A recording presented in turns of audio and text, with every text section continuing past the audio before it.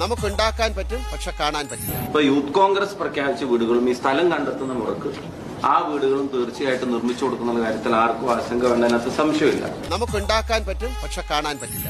അത് 100 വീട് ശ്രീ രാഹുൽ ഗാന്ധിയുടെ 100 വീട് പദ്ധതിയിൽ ഉൾപ്പെടുത്തി ആ വീടുകൾ ഒരു ടൗൺഷിപ്പായി തന്നെ വയനാട്ടിലെ ടൗൺഷിപ്പുകളിൽ ഏറ്റവും മികച്ച ടൗൺഷിപ്പായി അത് അവിടെ നിലനിൽക്കുകയും ചെയ്യും. നമുക്കുണ്ടാക്കാൻ പറ്റും, പക്ഷെ കാണാൻ പറ്റില്ല. സർക്കാരിന്റെ വീട് വരുമ്പോ തന്നെ യൂത്ത് കോൺഗ്രസിന്റെ വീടും ഉണ്ടാവും. അതിന് മുമ്പും വരും. നമുക്കുണ്ടാക്കാൻ പറ്റും, പക്ഷെ കാണാൻ പറ്റില്ല. ഈ ഉരുൾപൊട്ടലിൽ വീട് നഷ്ടമായവർക്ക് ആദ്യഘട്ടമായി 30 വീടുകൾ യൂത്ത് കോൺഗ്രസ് സംസ്ഥാന കമ്മിറ്റി നിർമ്മിച്ചു നൽകുവാൻ തീരുമാനിക്കുകയാണ്. നമുക്കുണ്ടാക്കാൻ പറ്റും, പക്ഷെ കാണാൻ പറ്റില്ല. 10 ദിവസത്തിനുള്ളിൽ പ്ലാൻ അംഗീകരിച്ച് ഞങ്ങളുടെ നിർമ്മാണ പ്രവർത്തനം ഞങ്ങൾ തുടങ്ങും. അപ്പൊ 300 വീടാവും. അപ്പൊ ആകെ 400 വീടേ നിർമ്മിക്കേണ്ടേ ഉള്ളൂ. അപ്പൊ 300 വീട് നിർമ്മിക്കുന്നത് UDF ആയിട്ട് ബന്ധപ്പെട്ട് കോൺഗ്രസുമായിട്ട് ബന്ധപ്പെട്ടാണെന്ന് മനസ്സിലാക്കിയാൽ മതി.